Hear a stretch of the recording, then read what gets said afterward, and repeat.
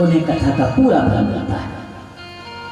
इस प्रकार गंगा के किनारे पावन हरिद्वार में प्रथम स्कंध से द्वादश स्कंध तक सनकादिकों ने नारद जी को कथा सुनाई और कथा के समापन पर संकीर्तन हुआ। ऐसा दिव्य संकीर्तन कि आज इस संकीर्तन में भगवान के सभी पार्षद प्रकट हो गए। हाजी हम क्यों कहते हैं इतना? क्योंकि जब हम संकीर्तन करते हैं तब उस समय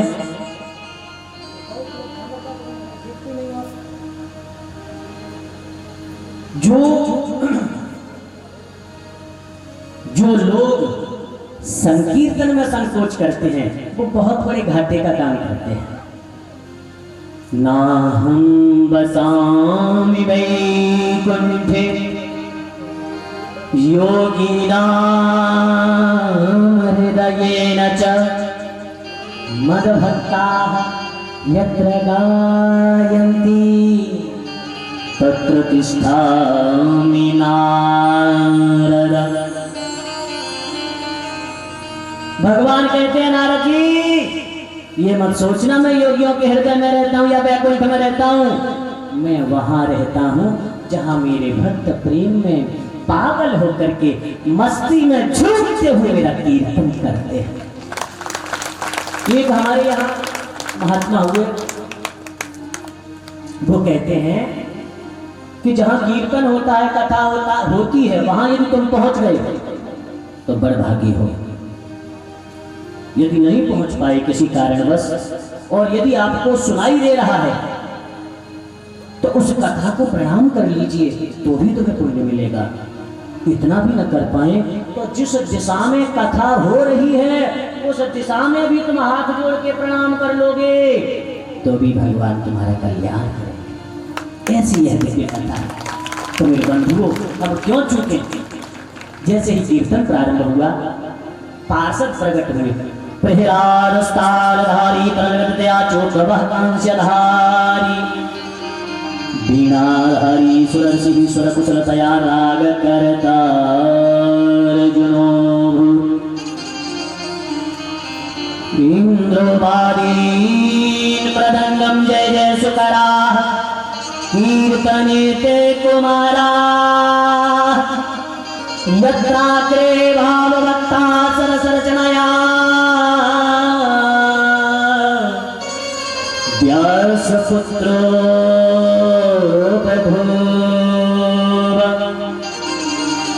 प्रहलाद जी महाराज करताल लेकर प्रकट हो गए और तब जी कहां से लेकर के इंद्र मृदंग बजा रहे हैं।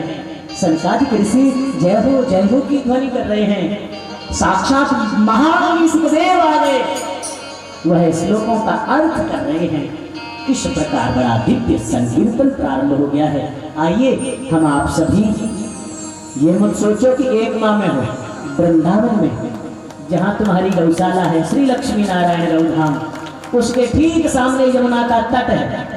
उस यमुना के तट पर सब लोग बैठे हैं और बड़े प्रेम से परम धन राधा नाम आधार, परम धन राधा नाम आधार, परम धन राधा नाम परम धन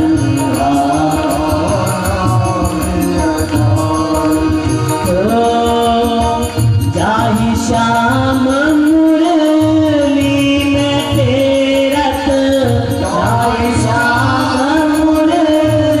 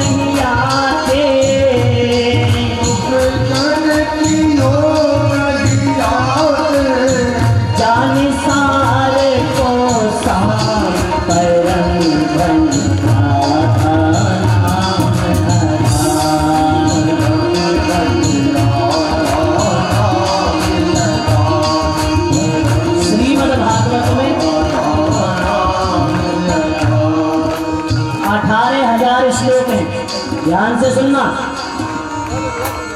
श्रीमद् भागवत में 18,000 श्लोक है, प्रत्यक्ष रूप से कहीं भी राधा नाम नहीं आया, कहीं नहीं आया। श्री सुखदेव जी महाराज उस परम दिव्य गुप्त रहस्य को छिपा गए, उन्होंने प्रकट नहीं किया, क्योंकि उन्हें पता था कि कलयुग में आने वाले जीव इतने व्यभिचारी होंगे, इतने पापी होंगे कि वो इस नाम के प्रभाव को नहीं जान सकते। वो अपनी कुत्सित कामनाओं के अनुसार भगवान की लीलाओं का चित्रण करेंगे, समझेंगे। इसलिए सुखदेव जी ने 18,000 श्लोकों में कहीं भी राधा नहीं बोला। लेकिन हमारे वृंदावन में एक बड़े दिव्य महात्मा हुए संत, जिनका नाम है श्री व्यासदास जी महाराज। व्यासदास जी ने विचार किया, जो कलयुग के जीव करेंगे कैसे, इनका कल्याण कैसे होगा। बोले बेशक परम गुप्त है, परम दिव्य है, और यदि मुझे इस गुप्त चीज को प्रकट करने के कारण यदि वास्तव में नरक भी मिल जाए तो मुझे नरक स्वीकार है, लेकिन मैं इस दिव्य चीज को प्रकट करूंगा। और श्री व्यासदास जी महाराज ने आज इस संसार को यह नाम दिया, क्या ओ परम धन राधा नाम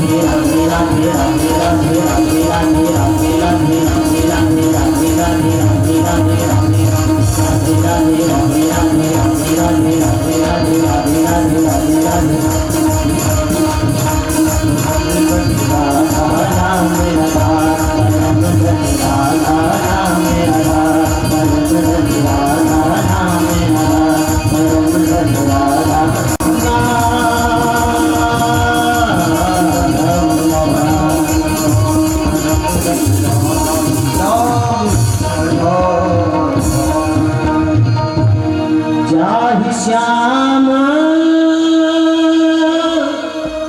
मुरली में तेरत सुमिरत का परिचय देते हैं। श्री वेद व्यास जी महाराज ने जब पुराणों की रचना करी फिर भी उन्हें शांति नहीं मिली, तब उन्होंने श्रीमद् भागवत बनाई, और जिसके बाद स्वयं वेद व्यास जी महाराज की भी जीवन की सारी इच्छाएं कामनाएं पूर्ण हो। इस दिव्य महाग्रंथ में 12 स्कंध सम्मितम 12 स्कंध है,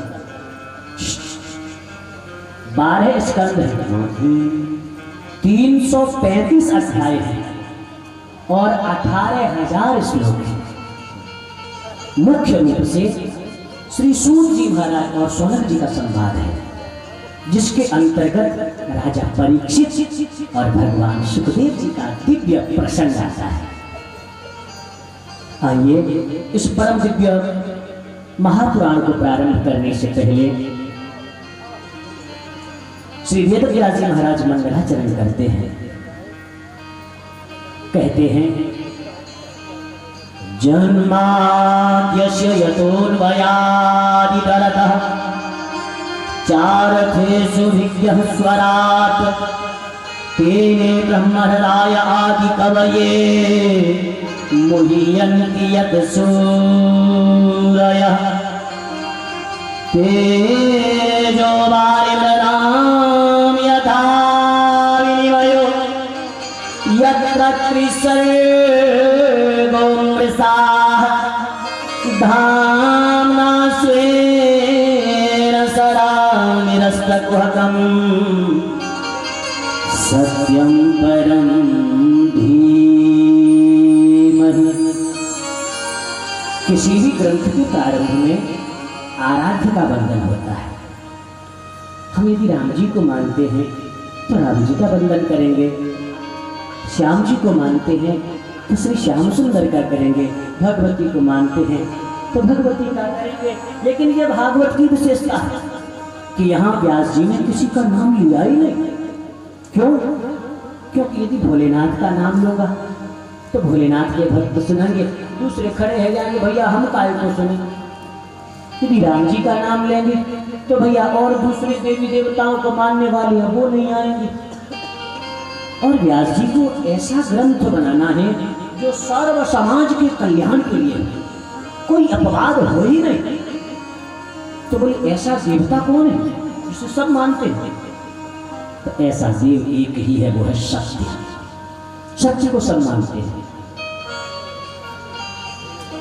सत्य को सब स्वीकार करते हैं, चाहे झूठे खुद भी हम लोग सत्य वो भी चाहते हैं। हाँ, खुद झूठ बोलते हैं लेकिन तुमसे यही चाहते हैं तुम मत झूठ बोलना।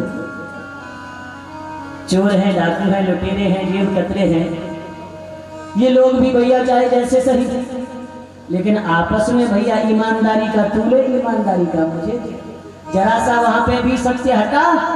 हाँ जी, सत्य को हर कोई चाहता है, हर कोई मानता है। तो इस महापुराण के प्रारंभ में श्री वेदव्यास महाराज वर्णन करते हैं परम सत्य स्वरूप का। यही कारण है कि इस एक श्लोक के वृंदावन के क्या सारी धरती के विद्वानों ने 108 अर्थ बनाए हैं अलग अलग। जो राम जी को मानते हैं उन्होंने इस श्लोक से राम जी का वर्णन किया है। माता को मानने वालों ने माता भगवती का वर्णन किया है। जो जिसको मानता है उसने अपने आराध्य का वंदन इसी श्लोक के द्वारा किया है।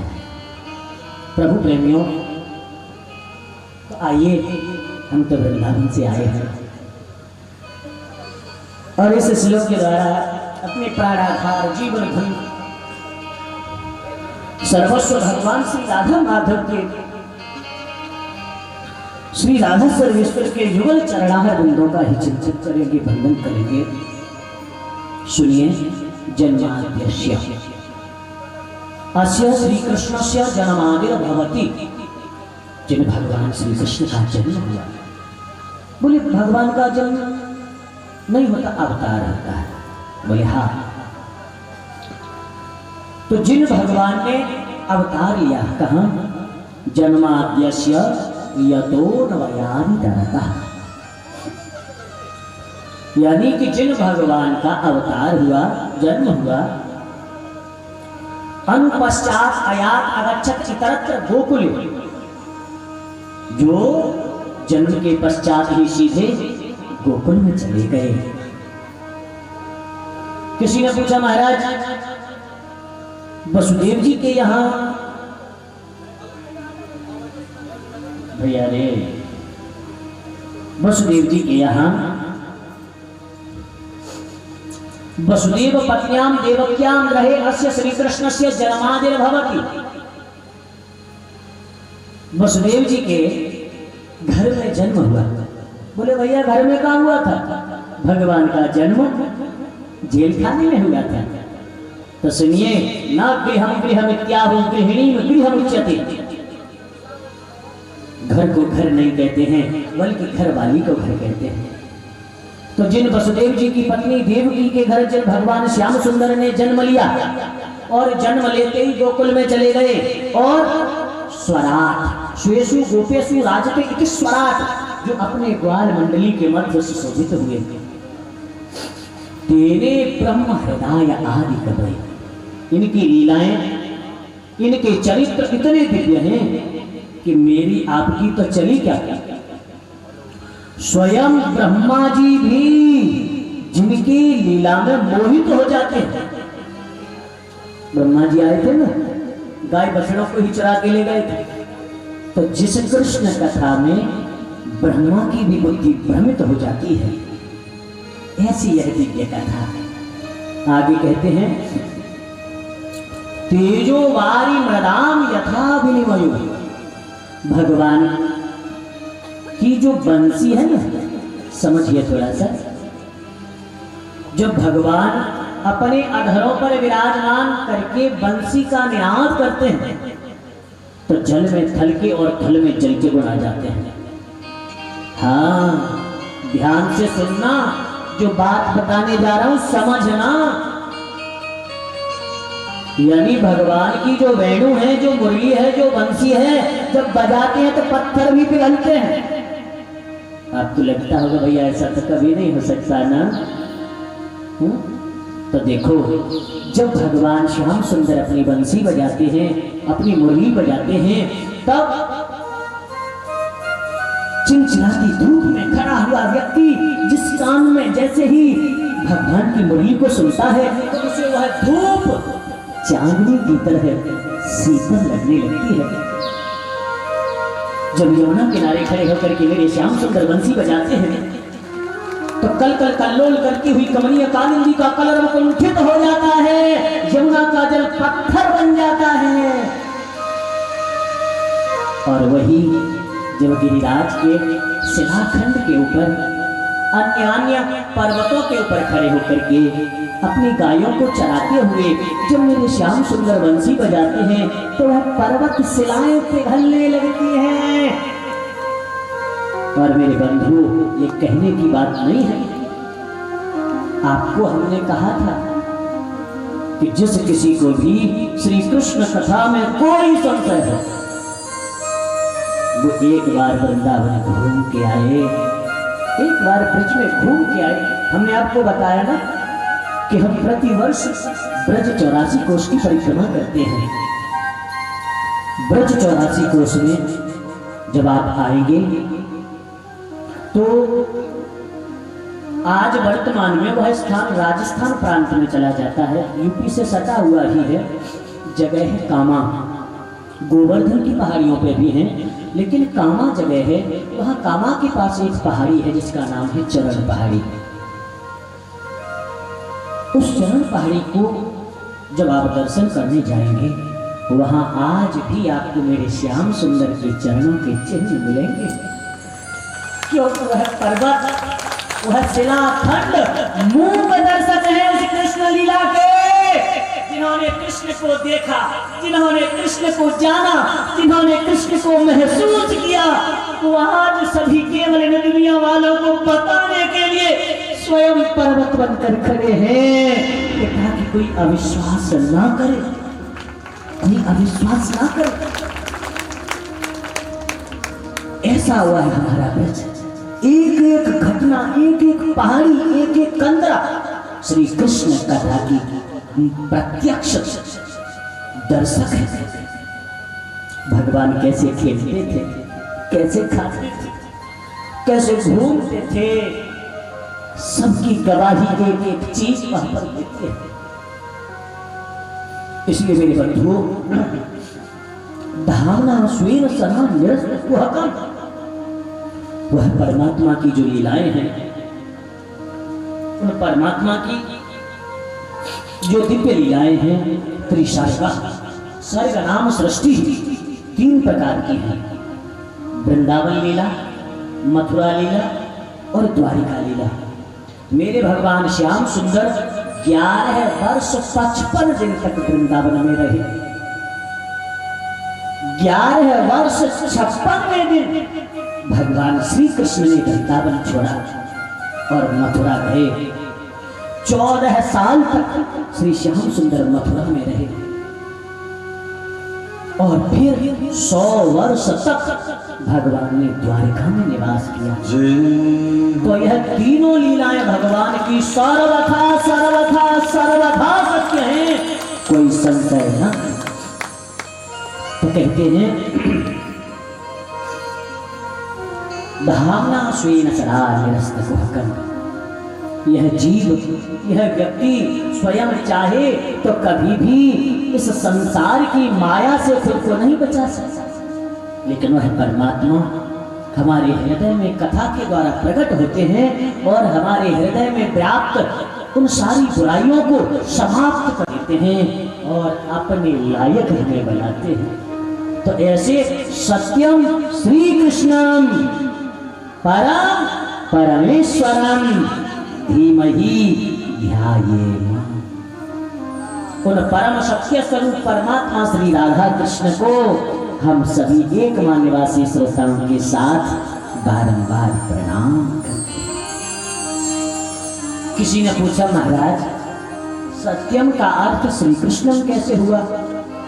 तो बोले इसके लिए भागवत प्रमाण है। भागवत के 10वें स्कंद के 2 अध्याय में कहते हैं देवता सत्य व्रतम सत्य परम त्रिसत्यम सत्य से योनिमनिहतम च सत्ये सत्य से सत्यमृत सत्य नेत्रम सत्यात्मकम द्वाम शरणम प्रपन्ना। हे परमात्मा आप परम सत्य है, इस संसार में कोई सत्य है तो केवल आप है। इसलिए मेरे बंधुओं सत्यम का अर्थ श्री कृष्णम ही होगा। बोलिए भक्तवत्सल भगवान की जय। श्रीमद् भागवत महापुराण की। आदरणीय बंधुओं आइए चलते हैं वहीं। कहाँ ये कथा कहाँ पे हो रही है? नई मिसाल।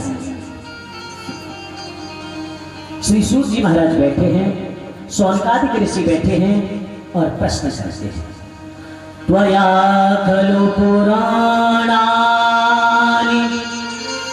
सेतिहासानि चानघ आख्यातान्यभीतानि धर्मशास्त्राणि यान्युतः। हे गुरुदेव, कोई व्यक्ति अपने जीवन में ये चाहे कि मैं पहले सभी शास्त्रों को पढ़ूं, उसके बाद मैं इनके अनुसार अपने जीवन को तैयार करूंगा, तो ये संभव नहीं है। एक नहीं 1 लाख जन्म ले लेना, फिर भी तुम अपने सभी शास्त्रों को न पढ़ सकते हो और न जान सकते हो। इतना दिव्य है तुम्हारा साहित्य। लेकिन जिनके ऊपर गुरुदेव की कृपा हो जाती है, गुरुदेव का आशीर्वाद हो जाता है, ऐसे लोग बहुत कम समय में उस ज्ञान के अधिकारी बन जाते हैं। हे सूत जी, आप कृपा करें और हमारे जीवन को सुधारने के लिए हम कुछ प्रश्न कर रहे हैं। यहाँ पर शौनक जी ने सूत जी से 6 प्रश्न किए हैं, याद कर लेना। हाँ जी, 7वें दिन जाते जाते पूछते जाऊंगा। बोलो जय सिया राम। और इन 6 प्रश्नों के उत्तर में पूरी भागवत है, इसलिए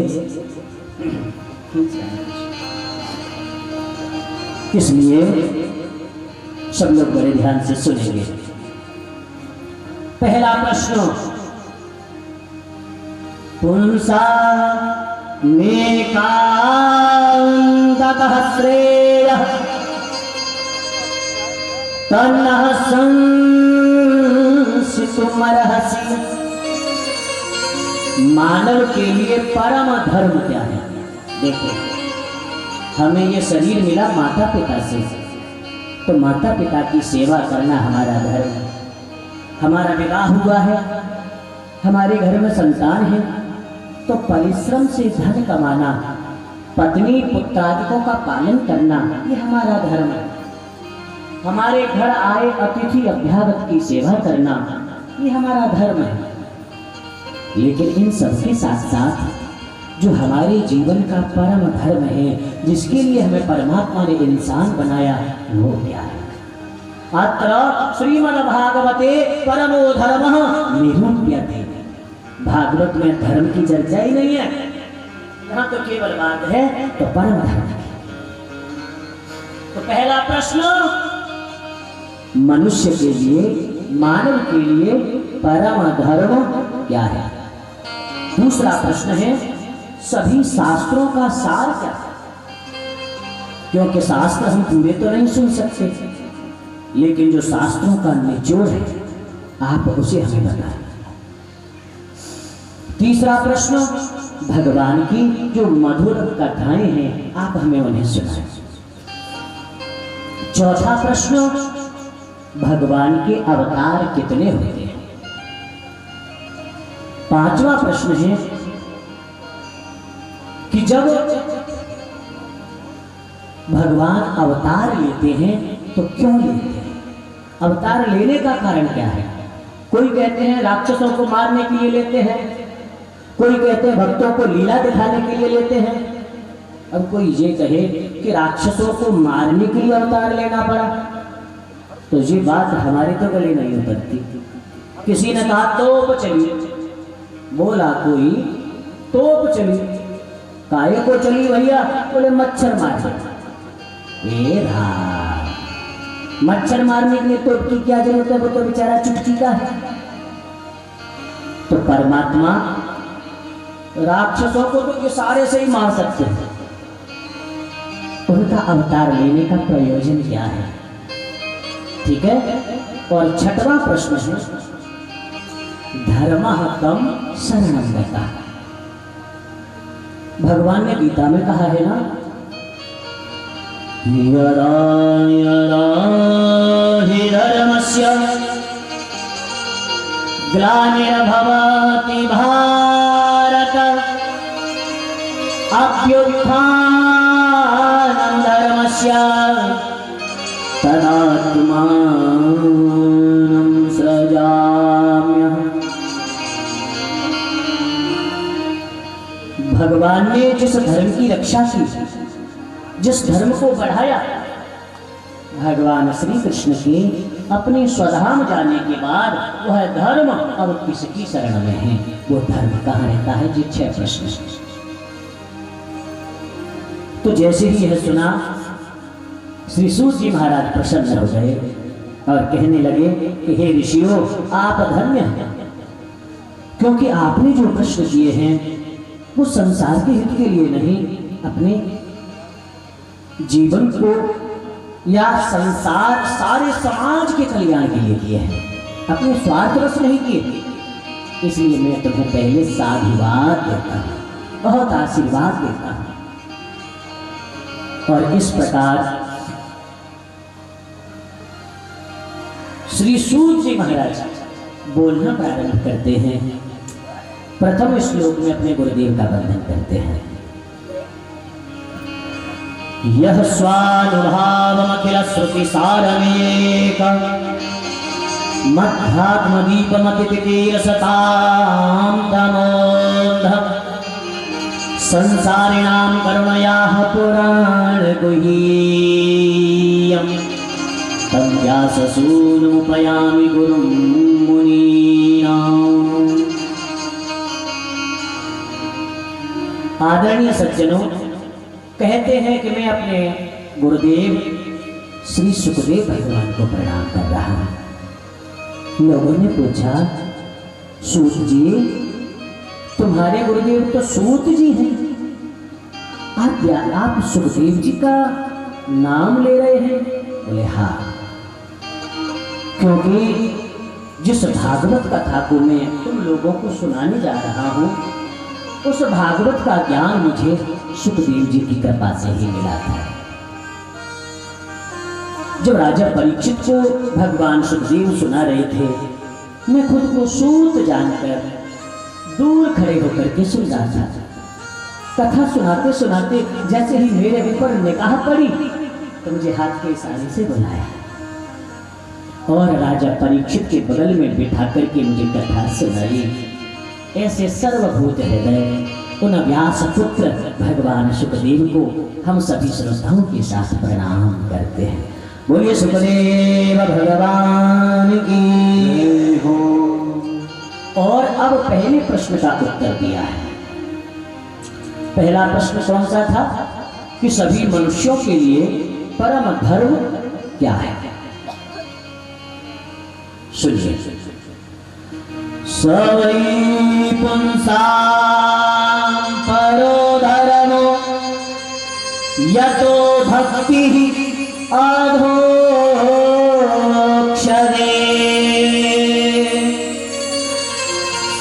अहैतुक्या प्रतिहता ययात्मा संप्रसीदति।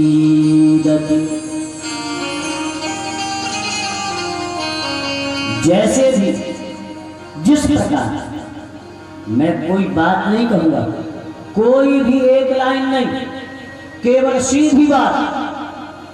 जैसे भी तुम्हारा मन उन भगवान श्री राधा कृष्ण के चरणों में लग जाए, उन अधोक्षज राधा श्याम सुंदर के श्री चरणों का निष्काम प्रेम मिल जाना जीवन का परम धर्म होता है।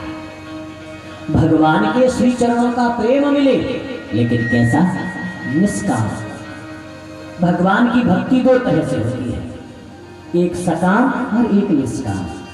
हमने आपको अपने राम जानकी मंदिर पर आपको पूर्व में कई बार समझाया है। निष्काम भक्ति ही भक्ति होती है, सकाम भक्ति तो खुला व्यापार है। हाँ भाई, कोई चीज मैंने ली, उसका मोल चुकाया और फिर उसका कोई मेरे ऊपर या आपके ऊपर एहसान तो नहीं रहा ना। समझिए, जैसे आपकी दुकान पर हम, ठीक है, दुकान से हमने दवाई खरीदी और उस दवाई का जो मूल्य है वो दे दिया। क्या कोई हमारे ऊपर अधिकार हुआ? कोई एहसान हुआ? नहीं। तो इसी प्रकार हम भगवान की पूजा किए, कथा सुनी और बदले में इतनी लंबी लिस्ट लगा। हाँ, ये भी है जाए, वो भी है जाए, बेटा बहू, घर के परिवार के नातेदार रिश्तेदार, घर मकान दुकान गाड़ी घोड़ा सब मांग लिया। भगवान भी हंसते हैं, देख ले भैया, चल तुझे चाहिए तो ले जा। जैसे कोई बच्चा माता पिता के पीछे पड़ जाए, जो चाहिए चाहिए चाहिए, तो पीछा छुड़ाने के लिए माँ बाप क्या करते हैं? दे देते हैं। भगवान भी दे देते हैं। लेकिन जो सही मायने में निष्काम प्रेमी होते हैं, निष्काम भक्ति क्या होती है? चाहे जहां रहूं, जैसे रहूं, जो भी मेरा जीवन है, हे श्याम सुंदर आपको समर्पित है। आज के बाद जीवन में कोई कामना नहीं। सुख में रखोगे तो सुख में रहूंगा, दुख में रखोगे तो दुख में रहूंगा, लेकिन हे श्याम सुंदर कभी आपका नाम, आपका ध्यान में न भूलूं। तो आदरणीय सज्जनों, इसलिए हमें कभी भी अपने मन में ऐसा नहीं भाव लाना चाहिए कि कोई काम हम कर रहे हैं, क्योंकि हम करने का मतलब मन में अभिमान आता है। अभिमान की प्राप्ति होती है। कोई भी कर्म करो, कोई भी कार्य करो, यही सोचकर मेरा आपकी कृपा से सब काम हो रहा है, करते हो तुम क्या नैया, मेरा नाम हो रहा है। तो आदरणीय सज्जनों, ऐसी निष्काम भक्ति बड़े प्रेम से आइए गुनगुनाते हैं। हो मेरा आपकी कृपा से सब काम हो रहा है,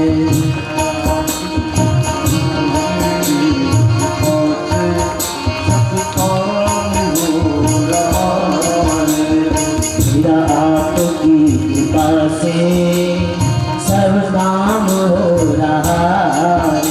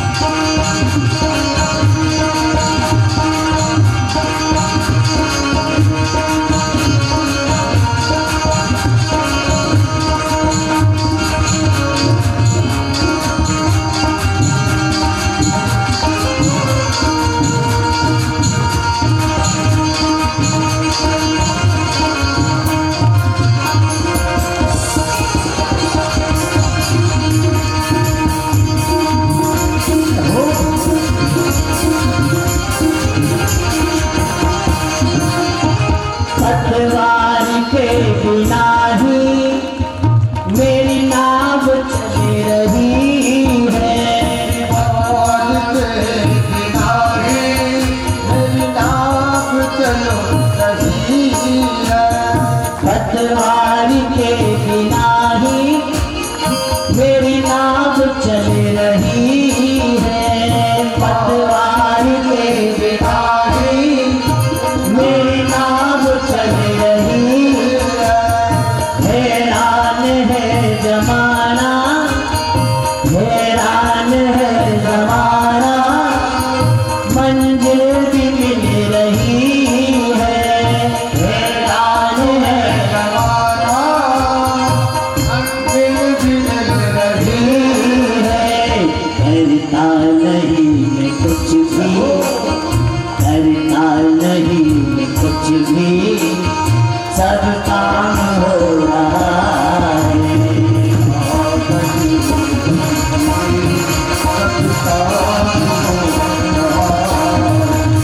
करते हो तुम कन्हैया, करते हो तुम कन्हैया, मेरा नाम हो रहा है।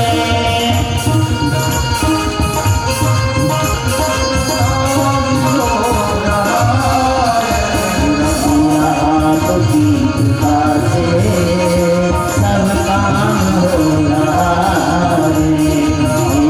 आपकी कृपा से सब काम हो रहा है। मेरा आपकी कृपा से सब काम हो रहा है। हमेशा यही भावना, यही कामना अपने मन में हम रखें। यही परमात्मा मैं करने कराने वाला होता कौन हूँ? ये तो आप ही कृपा करिए जो हम किसी श्रेष्ठ कर्म को करने में समर्थ हो पाए। तो सबसे पहला मानव के लिए परम धर्म भगवान के श्री चरणों की निष्काम भक्ति मिल जाए, प्रेम हो जाए सही मायने में, जैसे एक माँ अपने बेटे से करती है, जिस प्रकार एक गुरु अपने शिष्य से करता है, इसी तरह हमें भी निष्काम प्रेम परमात्मा का चाहिए। दूसरा प्रश्न था सभी शास्त्रों का सार क्या है, इसका उत्तर आगे देंगे। तीसरा प्रश्न था भगवान अवतार क्यों लेते हैं? तो भगवान अवतार लेते हैं अपने भक्तों के साथ लीला करने के लिए और उनको लीला दिखाने के लिए। जो जन्म जन्म तक प्रभु की तपस्या करते हैं, प्रभु हमारे बेटे बन जाओ, हमारे स्वामी बन जाओ, हमारे सखा बन जाओ, तो भगवान अपने भक्तों की इच्छा पूर्ति के लिए अवतार लेते हैं। और जब अवतार लेकर आते हैं तो देखते हैं भैया धरती पे आहे तो हैं ही, जो कहीं रावण कुंभकर्ण जैसे जाले लगे हैं, गंदगी के ढेर लगे हैं, तो उन्हें भी साफ कर देते हैं। कहीं कंस आदि राक्षस जैसी गंदगी जब पड़ी है तो भैया चलो आइए हैं तो जरा यहाँ पर भी झाड़ू लगाई देते हैं। तो अपने भक्तों को लीला दिखाने के लिए आए वह परमात्मा जाते जाते धरती का भार भी उतार जाते हैं। बोलिए जय श्री राम। बंधुओं, तो भगवान अवतार लेते हैं इसलिए। अब अवतार होते कितने हैं? तो भागवत जी के अनुसार, श्रीमद् भागवत महापुराण के अनुसार परमात्मा श्री नारायण के 24 अवतारों का वर्णन है। 24 अवतार होते हैं। इन 24 अवतारों की कथाएं हम क्रमशः आपको सुनाएंगे। अब प्रश्न बचे हैं 3। पहला, शास्त्रों का सार क्या है? हमें भगवान की मधुर कथाएं सुनाइए। और धर्म अब किसकी शरण में है? तो इन तीनों प्रश्नों का उत्तर श्री सूत जी महाराज एक श्लोक में ही देते हैं। इदं भागवतं नाम पुराणं ब्रह्म संहितं उत्तम श्लोक चरितं चकार भगवान ऋषि। इन तीनों प्रश्नों का उत्तर आपको श्रीमद् भागवत के द्वारा देंगे, क्योंकि भागवत जी की रचना ही वेद व्यास जी ने इसीलिए की कि ताकि प्राणी मात्र का कल्याण हो, समस्त संसार के जीवों के कल्याण के लिए भागवत बनाई। मेरे बंधुओं माताओं, और जब उस भागवत कथा को अपने पुत्र श्री सुखदेव को दिया, सुखदेव जी महाराज वीतराग पैदा होते ही जंगल में चले गए, लेकिन भगवान सुखदेव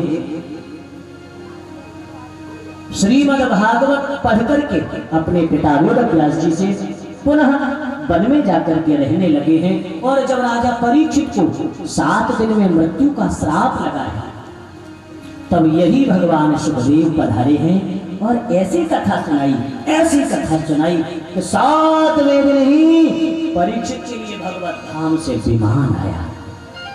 बंधुओं,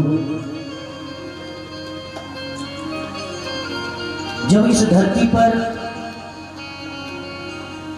द्वापर काल में द्वापरेश मनुप्राप्ते तृतीये युग पर्यये जातः पराशरात् योगी वासव्याम कलया हरि।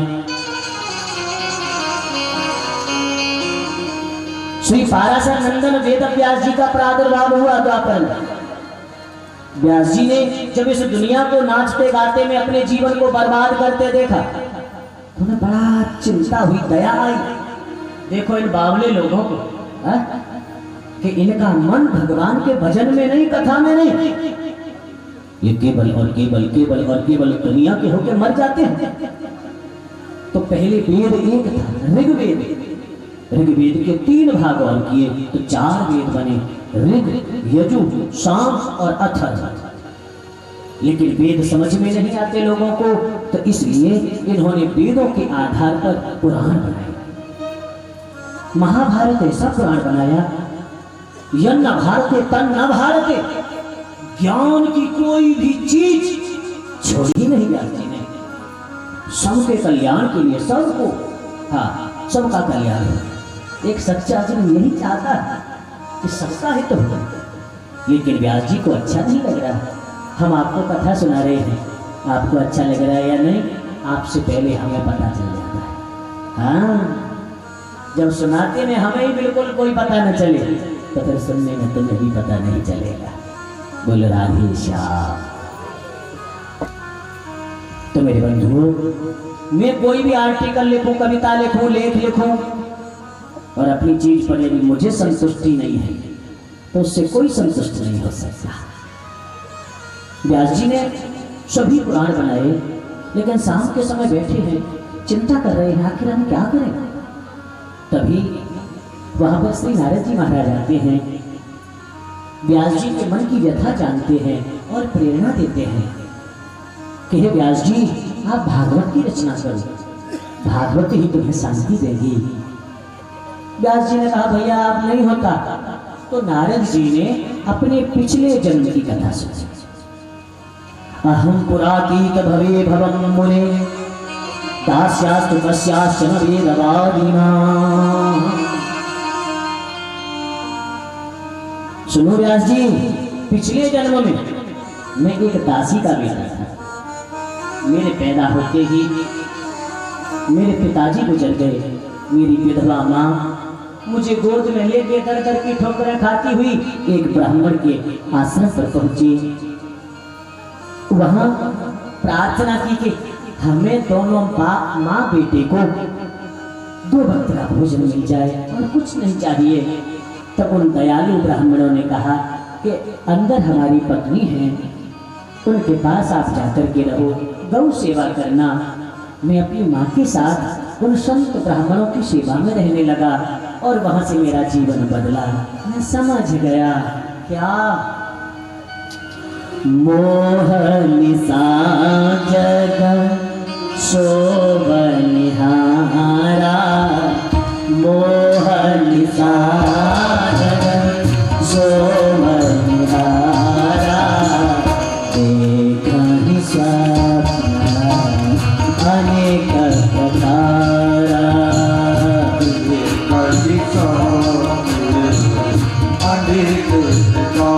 रात में सोते समय यदि हम सपना देखें कि भैया राजा बन गए हैं, जगने के बाद क्या राजा मिलते हैं? टूटी चारपाई में भैया पैर लटकाए पड़े मिलते हैं और फिर आज तो आनंद आ गया, राजा बन गया। तो जो सपने में देखा वो सत्य नहीं होता। इसी तरह इस दुनिया में जो तुम देख रहे हो ना, वो कुछ भी सत्य नहीं, कुछ भी नहीं। यहाँ जो आज है कल रहे ना रहे, कोई किसी की गारंटी नहीं है। तो मैं समझ गया और बैठ के भजन करने लगा। मेरी मैया को चिंता है, कहा कि मेरा छोरा को बाबा जी नहीं है जाए। मैया को जावाद की बड़ी चिंता है जाए कि कहूँ हमारा लाला हमारा छोरा बाबा जी ना है जाए। अरे मेरी मैया हो, यदि तुमको चिंता ही करनी है तो ये करो कि हमारा छोरा जेब कतरा नहीं है जाए। यदि तुम्हें चिंता करनी है तो ये करो कि हमारा छोरा गलत रास्ते पे न चले जाए। संत होना कोई साधारण काम नहीं है। हाँ जी, यदि संत हो गया कोई बालक परिवार में तो समझ लो 21 पीढ़ियों का उद्धार कर। बहुत सुंदर झांकी आ रही है, बहुत सुंदर नृत्य होगा अभी। हाँ, चले जाओगे तो रह जाओगे सोचे सोचे में। हाँ जी, खर्राटे के अलावा जीवन में कछु ना है। बोलो जय श्री राम। केवल 10 मिनट में पहुंचते हैं जी। एक दो क्या है ना कि फिर व्यवस्था बिगाड़ देंगे। धीरे धीरे तू चल में आता। बंधु, समय से आओगे तो ही समय से जाओगे। हाँ, आए 10 बजे हो तो चले कैसे जाओगे? मेरे कथा प्रेमियों, नारद जी कहते हैं मेरी माँ चिंता करने लगी, मुझे भजन नहीं करने देती। लेकिन एक दिन मेरी माँ सर्प के काटने से मर जाती है और मैं जंगल में जाके भजन करने लगता हूँ। भगवान का जो भजन बताया उन संत जनों ने, गुरुजनों ने, उसी के अनुसार मैंने भजन किया।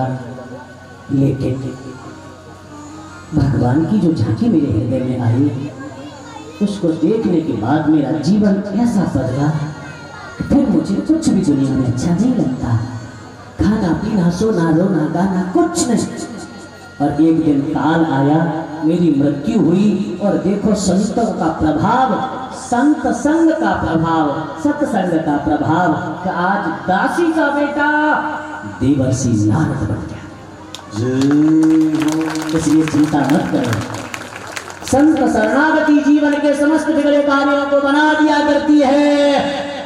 समस्त बिगड़ी जीवन की बना देती है। व्यास जी ने 4 श्लोकों की भागवत की व्याख्या करी और 18,000 श्लोक की संहिता बनाई। कागज पेन लेके नहीं लिखी। समाधि भाषा व्यासस्य, भागवत समाधि भाषा है व्यास जी की। आंख बंद करे बैठे हैं और इस दिव्य ग्रंथ की रचना करी। सोचा किसे तो पहले जिसने काम को जीता हो और क्रोध को जीता हो। सारी दुनिया में देखा ऐसा व्यक्ति कोई नहीं देखा। जिसने काम को जीता वो क्रोध से हार गया, जिसने क्रोध को जीत लिया वो काम से हार गया। कौन है ऐसा? तब सृष्टि में एक ही व्यक्ति ऐसा दिखाई दिया और वो है व्यास जी के पुत्र श्री सुखदेव। लेकिन सुखदेव जिसने अपने शरीर पर 4 अंगुल की लंगोटी भी नहीं पहनी, वो क्यों भागवत पढ़ेगा? वो क्यों कथा सुनाएगा? तो उनके हृदय से आवाज आई, ये तो भागवत जी ही कर सकती है। तो एक श्लोक अपने छोटे शिष्यों को व्यास जी ने रटाया और रटा करके जहां सुखदेव जी तपस्या कर रहे थे वहां भेज दिया। क्या देखा है? सुखदेव जी बैठे हैं निर्गुण ब्रह्म की समाधि में लीन है। श्लोक गाया, अहोबकीयं स्तनकालकूटं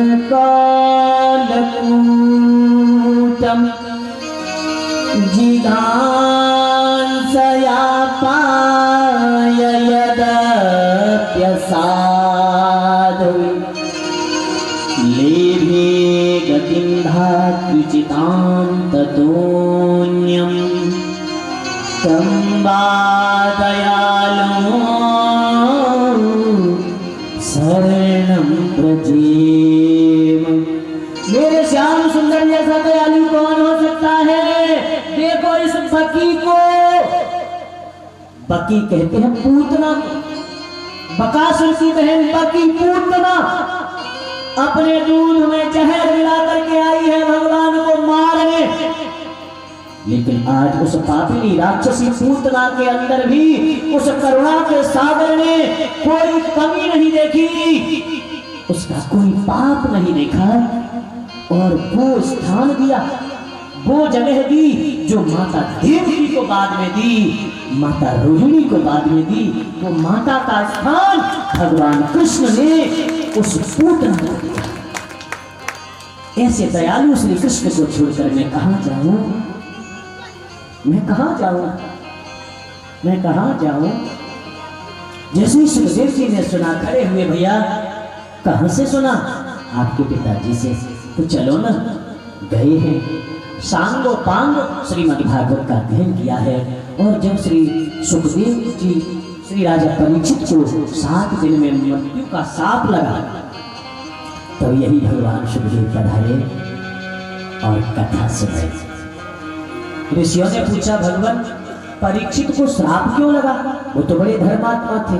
तो कहते हैं कि पांडवों के स्वधाम जाने के बाद जब परीक्षित राजा बने, 50 वर्ष की उम्र हो गई इनकी, इरावती नाम की कन्या से इनका विवाह हुआ। हे मैया, बोलो राधे राधे। आगे बैठे हुए लोग कहाँ देख रहे हैं? जितनी गौर थे, हाजी चेतना नहीं लौटी, बोलो राधे राधे। ध्यान दीजिए, क्या सुना रहा था बताइए? श्री सुखदेव जी महाराज कथा सुनाने क्यों आए, ये बता रहे हैं कि पांडवों के स्वर्गारोहण के बाद परीक्षित राजा बनते हैं, इरावती से इनका विवाह होता है, जन्मेजय आदि 4 पुत्र हो जाते हैं। उसके बाद जब उम्र बढ़ती है तब ये संतों की सेवा में जाते हैं, भेष बदलकर, ग्वारिया बनकर, गांव का आदमी बनकर, और गौशाला में जाकर के गायों का गोबर साफ करते हैं, चारा करते हैं, संतों के आश्रमों में जाकर के झाड़ू लगाते हैं। और ऐसा महान दिव्य जीवन इनका। एक बार इन्होंने यज्ञ किया और यज्ञ के बाद अपने कंधे पर धनुष टांग कर के ये चले जा रहे थे, तभी इनकी भेंट कलयुग से हुई। कलयुग राजा के भेष में पृथ्वी रूपी गाय और धर्म रूपी बैल को मार रहा है। गाय के 4 पैर होते हैं ना, बैल के 4 पैर होते हैं, लेकिन ये जो धर्म रूपी बैल है इसके 1 पैर है। यानी धर्म के 4 चरण हैं, सत्य, दया, दान और पवित्रता। 3 चरण कलियों ने खत्म कर दिए, 1 चरण बचा है दान, और वो दान भी केवल अभिमान बन के रह गया है। दान का लोग मतलब ही भूले जा रहे हैं। यानी कलियुग उस चरण को भी खत्म करना चाहता है। राजा परीक्षित ने कहा, दुष्ट, मेरे राज्य में तेरा प्रवेश करने की हिम्मत कैसे हुई? कलयुग ने कहा, महाराज जिसका जब समय होता है तब आते हैं। सतयुग का था, सतयुग आए, द्वापर आए, त्रेता, अब हमारा नंबर। बोले मेरे राज्य में तुम नहीं रह सकते, फिर कोई जगह दे दो। तो 4 जगह दी गई है कलयुग को, सभी लोग जरा ध्यान से सुन लेंगे। कानन में यदि आवाज नहीं जा रही हो तो ऐसे ढक्कन खोलो और सुनियो पाठा। द्यूतम पानम स्त्रियः सूना यत्रा धर्मश्चतुर्वेदः। कलयुग का मतलब है कलह। कली का मतलब कलह। और ये 4 जगह परीक्षित ने रिजर्व की है, वहां कलयुग रहता ही रहता है। पहली जगह कौन सी है? द्यूतम, जो लोग जुआ खेलते हैं। हाँ, जिस घर के लोग जुआ खेलते हैं उस घर में कलयुग रहता है, कपट के रूप में। पानम, मदिरा पान। हाँ जी, तुम ये समझते हो कि हम स्टैंडर्ड बन गए हैं? तुम अपना बड़ा नाम समझते हो। भगवान ने तुम्हें इंसान बनाया और तुम कुत्ता बन जाते हो, और फिर भी खुद को VIP समझते हो। उस पान यानी मदिरा पान करने वाले लोगों के घरों में कलयुग रहता है अभिमान के रूप में। स्त्रियां, जो लोग व्यभिचारी हैं, पराई स्त्रियों को गलत नजर से देखते हैं, ऐसे लोगों के घरों में कलयुग कुत्सित काम के रूप में रहता है। और चौथी चीज बताई, सूनु माने हिंसा, जो लोग मांस भक्षण करते हैं, जीवों को मार के खा जाते हैं, ऐसे लोगों के घरों में कलयुग बेरोक टोक जाता है, कोई नहीं रोक सकता, कलयुग रहता है। हाँ जी, उन घरों में कलह होगा ही होगा। बंधुओं बांधवों, कहते हैं कलयुग ने कहा, महाराज एक कोई अच्छी चीज और दे दो, कहीं ढंग की, कम से कम लोग कोई मेहमान आ जाए तो साफ सुथरी जगह तो बिठा दे। तो पुनश्च याचमानाय, पुनः मांगने पर कहा, जाओ सोने में तुम्हारा वास होगा, स्वर्ण में। अब यहाँ एक प्रश्न आता है कि सोने में भला कैसे रह सकता है कलयुग?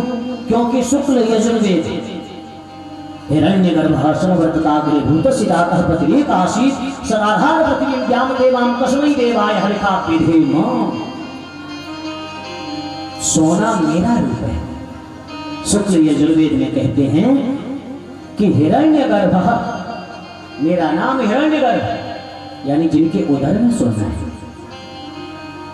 गीता में कहते हैं भगवान के धातु नाम अस्मि कांचनम, धातुओं में सोना मेरा है। तो सोने में कलयुग कैसे रह सकता है? तो सुनिए, जो सोना हम दूसरों को धोखा देकर कमाते हैं, जो सोना दूसरों की हाय लेकर कमाते हैं, कपट से बेईमानी से कमाते हैं, उसमें कलयुग रहता है। और जो अपनी मेहनत से कमाते हैं उसमें परमात्मा का वास होता है, उसमें प्रभु का निवास। कलयुग ने परीक्षित को स्पर्श किया, महाराज परीक्षित की बुद्धि बदली और इन्होंने जो कभी चींटी भी नहीं मारी थी वो शिकार खेलने गए और भूख प्यास से व्याकुल होकर के एक बड़े दिव्य महात्मा समी का इन्होंने अपमान कर दिया, उनके गले में मरा हुआ सर्प डाल दिया। परिणाम, जब इनके पुत्र श्रृंगी ने यह साथी बालकों के मुख से सुना, एक राजा ने मेरे पिता का अपमान किया है, तो वह बालक एक कौशिकी नाम की नदी में स्नान कर रहा था, नहा रहा था। सुनते ही इस ब्राह्मण बालक का क्रोध भड़क गया और कौशिक्याप उपस्त्रस्य बाप वज्रम विसर्जः, कौशिकी नदी का जल हाथ में लेकर के वाणी रूपी वज्र चलाया। इति रंगित मर्यादम तक्षकः शक्तवे हरि, मर्यादा का उल्लंघन करने वाले उस राजा को आज से 7वें दिन तक्षक काट लेगा। आदरणीय बंधुओं, दौड़ता हुआ यह बालक अपने पिता के पास पहुंचा। रोते बालक को जब देखा, बेटा क्यों रो रहे हो? बताया आपके गले में सर्प है, किसी महात्मा ने विनोद किया होगा, मरा हुआ है, फेंक दिया। नहीं, एक राजा का अपराध है। कौन राजा? परीक्षित कहता है। बोले परीक्षित आए थे? हाँ।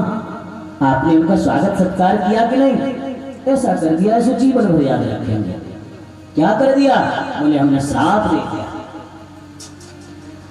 दोनों हाथ उठाए महात्मा जी ने, कहा अपापेषु स्वभृत्येषु बालेना पक्व बुद्धिना पापं कृतं तद भगवान सर्वात्मा क्षन्तुमर्हति। हे परमात्मा, इस बालक को क्षमा करना, ये अबोध है, ये नहीं जानता कि अब ऐसा राजा भारत को पता नहीं कब मिलेगा, ऐसा धर्मात्मा राजा इस भारत को आर्यावर्त को जब कब मिलेगा। एक बालक को भेज करके सूचना भिजवाई, परीक्षित अपने कल्याण का साधन कर ले, 7वें दिन उनकी मृत्यु हो जाएगी। महाराज परीक्षित ने जाना, तत्क्षण